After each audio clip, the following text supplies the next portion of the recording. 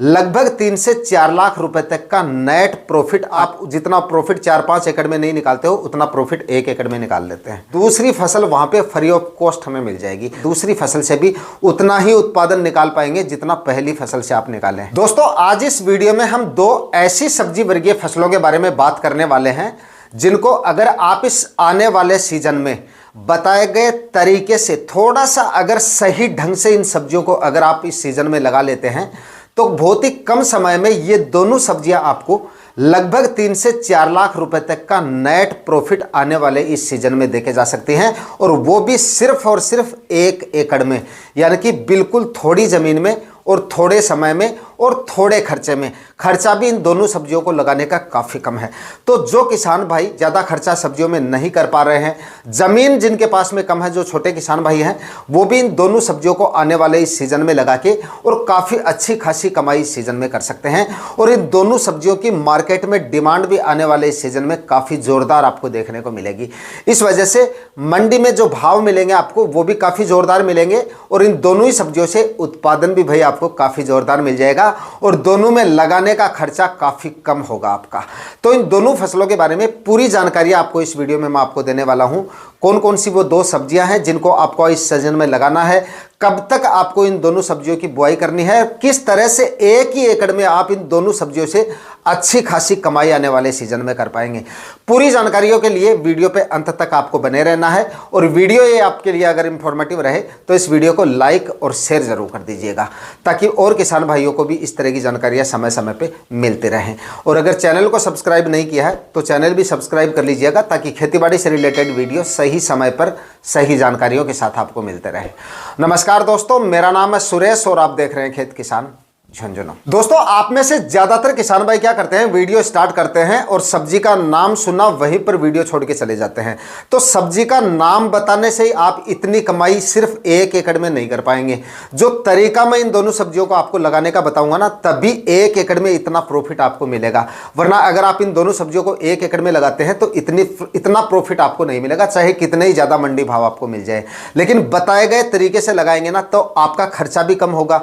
खर्चा कम होगा तो वो आपका प्रॉफिट में ऐड हो जाएगा, और तभी आपको इन दोनों सब्जियों से अच्छा उत्पादन मिलेगा। क्योंकि दोस्तों, इन दोनों सब्जियों को हम एक ही प्लॉट में लगाने वाले हैं और एक ही बेड पर लगाने वाले हैं। सबसे बड़ी मजे की बात है, एक ही बेड पे अगर हम 2 सब्जियां लगाएंगे तो इसमें हमारा सबसे बड़ा जो बेनिफिट आता है वो ये आता है कि इसमें खर्चा हमारा काफी कम हो जाता है। क्योंकि जमीन की तैयारियां करेंगे हम, जो खर्चा लगेगा जमीन की तैयारियों में भी काफी ज्यादा खर्चा हो जाता है। उसके बाद में बेसल डोज, मुख्य जो खर्चा होता है उसके बाद में बेसल डोज पे होता है। उसके बाद में प्लास्टिक मल्च हमें लगानी पड़ती है, ड्रिप इरिगेशन भी लगानी पड़ती है। उसके बाद में भी फर्टिगेशन वगैरह करते हैं। तो वो खर्चा हमारा सिर्फ 1 फसल पे ही होगा, दूसरी फसल वहां पे फ्री ऑफ कॉस्ट हमें मिल जाएगी। तो सबसे बड़ा बेनिफिट ये हो जाता है, सिर्फ बीज का खर्चा हमारा होगा। तो अगर इस तरीके से अगर हम ज्यादा सब्जियां लगाएंगे, ज्यादातर किसान भाई देखिए थोड़े थोड़े एरिया में सब्जियां लगाकर और ज्यादा प्रॉफिट, हमसे 2 से 3 गुना तक एक्स्ट्रा प्रॉफिट निकालते हैं। इसका कारण ये होता है क्योंकि समय की भी बचत हो जाती है और जगह की भी बचत हो जाती है। जहां पे नॉर्मली किसान 2-3 एकड़ में जितना प्रॉफिट निकालते हैं, वहां पर छोटे किसान भाई, मतलब जिनको सब्जियों का अनुभव लगातार कई सालों से सब्जियों की खेती करते आ रहे हैं, 1 एकड़ में आप जितना प्रॉफिट 4-5 एकड़ में नहीं निकालते हो उतना प्रॉफिट 1 एकड़ में निकाल लेते हैं। तो इस तरह से अगर आपको खेती करनी है तो आपको सबसे पहले यह समझना पड़ेगा कि किस तरीके से आप इन सब्जियों को लगा सकते हैं और किस टाइप की वो फसलें होनी चाहिए। ऐसा नहीं कि किसी भी फसल के साथ आप कोई भी फसल लगा दोगे तो आपको अच्छा उत्पादन मिल जाएगा और अच्छे मंडी भाव मिल जाएंगे। हो सकता है मंडी भाव तो मिल जाए, लेकिन कहीं ऐसा ना हो जाए कि दूसरी फसल के साथ में अगर आप सह फसल ले रहे हो, उसके लगाने के बाद में आपकी मुख्य फसल पे प्रभाव नहीं पड़ना चाहिए, उसका कोई मतलब दुष्प्रभाव उस पर नहीं पड़ना चाहिए।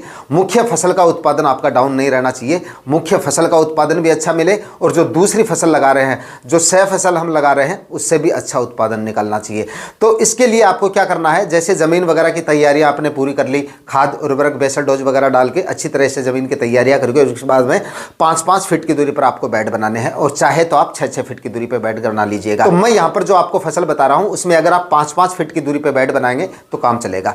उसके बाद में बेड बनाने के बाद में आपका काम होता है उस पर प्लास्टिक मल्च लगाना। तो देखिए, प्लास्टिक मल्च से काफ़ी किसान भाई जो प्री होल में प्लास्टिक मल्च आती है वो प्लास्टिक मल्च लेके आते हैं, लेकिन यहाँ पर हमें प्री होल में प्लास्टिक मल्च लेके नहीं आनी है, हमें खुद होल निकालने हैं उसमें। और अगर आप प्री होल में लेके आ रहे हैं तो भी उसका भी तरीका मैं आपको बता दूंगा, उस समय भी आप लगा सकते हैं। तो प्लास्टिक मल्च उस पर लगा दीजिए। उसके बाद में बेड के ऊपर एक साइड में जैसे हम जिगजैग होल निकालते हैं, बीच में हमारी ड्रिप इरिगेशन की लाइन आ जाती है और ड्रिप इरिगेशन की लाइन के दोनों तरफ जिगजैग होल हम निकालते हैं।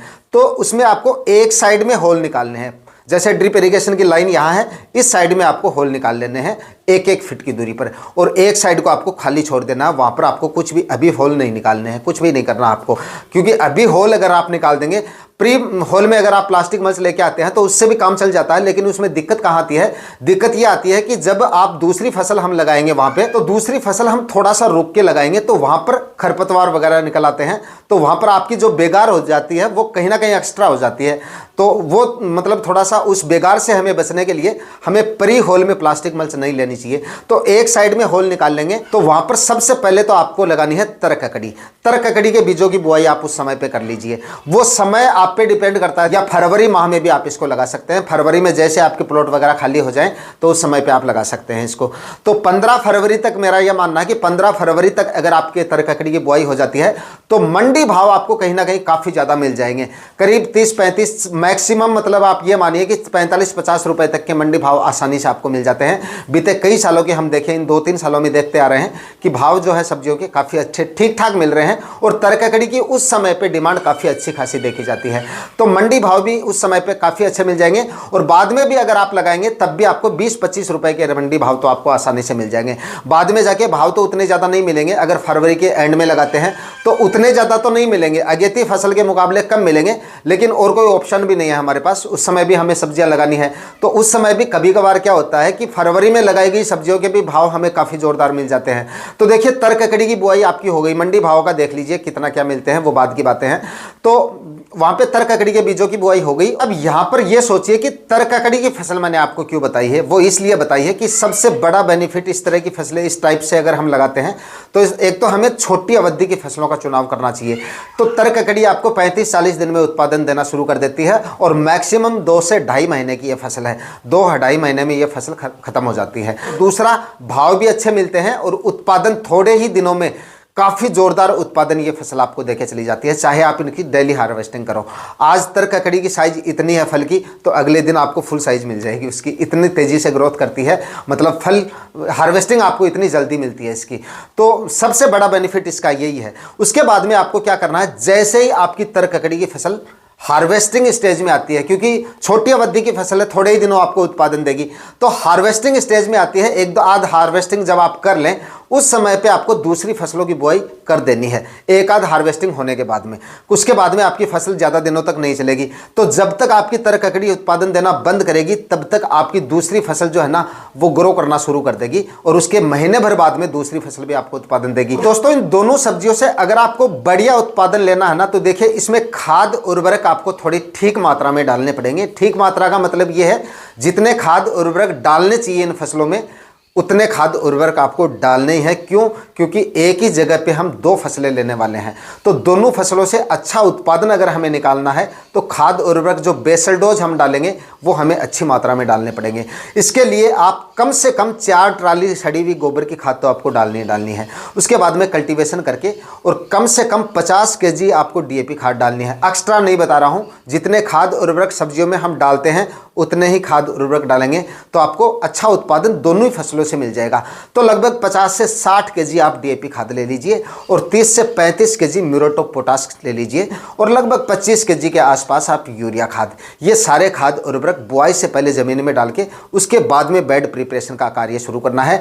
बेड, ध्यान रहे, बेड की क्वालिटी आपको काफ़ी अच्छी बनानी है, मतलब बेड की चौड़ाई भी काफ़ी अच्छी खासी होनी चाहिए, और बेड की ऊंचाई भी काफ़ी अच्छी खासी होनी चाहिए, ताकि दोनों फसलों से ज़्यादा उत्पादन निकालना चाहिए। बेड का चौड़ाई कम से कम 3 फीट होनी चाहिए, और ऊंचाई आधे से 1 फीट तो होनी चाहिए, तभी आप इन दोनों फसलों से अच्छी कमाई कर पाएंगे। और दोस्तों, दूसरा सबसे बड़ा बेनिफिट इन दोनों सब्जियों में यह है कि इन दोनों ही सब्जियों में बीज का जो खर्चा ना, क्योंकि दूसरी फसल में आपका सिर्फ बीज का खर्चा हो रहा है, और इन दोनों ही सब्जियों में बीज का खर्चा मतलब ना के बराबर है। सबसे कम खर्च वाली सब्जियां हैं, मतलब बीज का खर्चा काफ़ी कम सस्ते में मिल जाता है। बाकी सब्जियों का बीज कितना आता है, मतलब 30-35 हज़ार रुपये से लेकर और 40-50-60 हज़ार रुपये केजी तक आता है सब्जियों का बीज।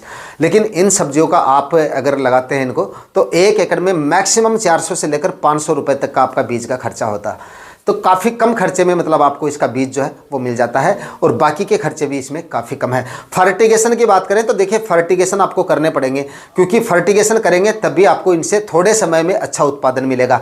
तो जो NPK ग्रेड है उनका आप इन दोनों फसलों में फर्टिगेशन करते रहिए समय समय पर। शुरुआत में ह्यूमिक एसिड दे दीजिए, उसके बाद में NPK 19-19, NPK 12-61-0, calcium nitrate, boron 052-34, यहाँ तक के फर्टिगेशन अगर आप कर देंगे तो अच्छा उत्पादन इन दोनों सब्जियों से आपको मिल जाएगा। दूसरी फसल लगाएंगे उनमें भी आप यही फर्टिगेशन करेंगे फिर से, क्योंकि जो फर्टिगेशन शुरू में हमने किए हैं वो एक फसल में ऑलरेडी काम आ चुके हैं। तो दोबारा से आप फर्टिगेशन करेंगे तब दूसरी फसल से भी उतना ही उत्पादन निकाल पाएंगे जितना पहली फसल से आप निकालें। और दूसरी फसल में आपको किस टाइप की फसलें लेनी है, इसी टाइप की फसलें, वो भी छोटी अवधि की फसल होनी चाहिए। अब यहाँ पर समय की तो हमारे पास कोई कमी नहीं है, आगे काफ़ी समय पड़ा है। दूसरी फसल भी बाद में हम कई दिनों तक नहीं लगा सकते, क्योंकि बाद में टेम्परेचर काफ़ी ज़्यादा बढ़ जाते हैं। तो दूसरी फसल उसके ऊपर हम नहीं लगा सकते और लगानी भी नहीं चाहिए, क्योंकि ज़मीन बाद में डाउन हो जाती है। खाद उर्वरक हमने डाले हैं वो वहाँ पे दो फसल लेने के बाद में ज़मीन में कुछ नहीं बचता है, फिर से तैयारियां शुरू करनी पड़ती हैं, फिर से खाद उर्वरक हमें डालने पड़ेंगे। तो वहाँ पर समय की कमी नहीं है, लेकिन छोटी अवधि की फसल का चुनाव इसलिए करना चाहिए क्योंकि उस बेड से हम ऑलरेडी एक फसल ले चुके हैं।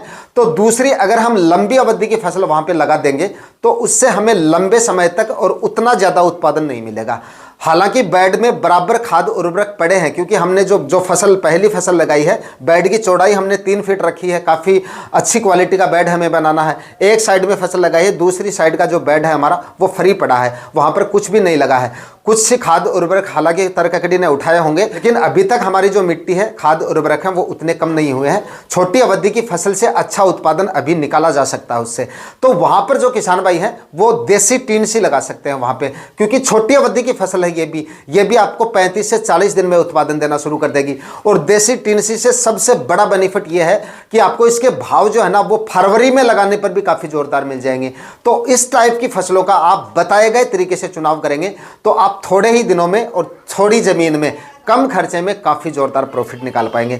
इस तरह के वीडियो बनाने का मेन मकसद होता है छोटे किसान भाइयों को आगे बढ़ाना। अगर छोटे किसान भाई हैं जिनकी आर्थिक स्थिति थोड़ी कमज़ोर है, ज़्यादा सब्जियों में खर्चा नहीं कर पा रहे हैं, या फिर जिनके पास में ज़मीनें कम हैं, 1 एकड़ में 2 फसलें किस टाइप से लगाएंगे बताइए, आप नहीं लगा पाते हैं, तो थोड़ी ज़मीन है तो वो किसान भाई इस टाइप की सब्जियाँ लगा के और काफ़ी अच्छा प्रॉफिट थोड़े ही दिनों में निकाल सकते हैं और एक ही खर्चे में। क्योंकि हमारा जो खर्चा हो रहा है वो मुख्य फसल पर हो रहा है, दूसरी फसल फ्री ऑफ कॉस्ट हमें मिल गई, सिर्फ बीज का खर्चा हमारा होगा। तो देसी टिनसी से भाव भी हमें काफ़ी जोरदार मिल जाएंगे और उत्पादन भी काफ़ी जोरदार मिल जाएगा। और उस समय तक जब टेम्परेचर काफ़ी ज़्यादा बढ़ेंगे, जून का महीना आते आते आपकी जो फसल है वो दोनों फसलें उस समय तक उत्पादन देना बंद कर देंगी। फिर आप ज़मीन की तैयारियाँ शुरू कर सकते हैं, गहरी जुताई करके ज़मीन का सोलराइजेशन वगैरह भी कर सकते हैं और कुछ दिनों तक ज़मीन को पड़ी रख के फिर से खाद उर्वरक डाल के अगली फसल वहाँ पर जून जुलाई में आप फिर से ले सकते हैं। तो दोस्तों इस वीडियो में मैंने आपको 2 सब्जियों की फसलें बताई हैं और लगाने का सही तरीका भी बताया है। जो तरीका इस वीडियो में मैंने आपको बताया है उस तरीके से अगर आप आने वाले सीजन में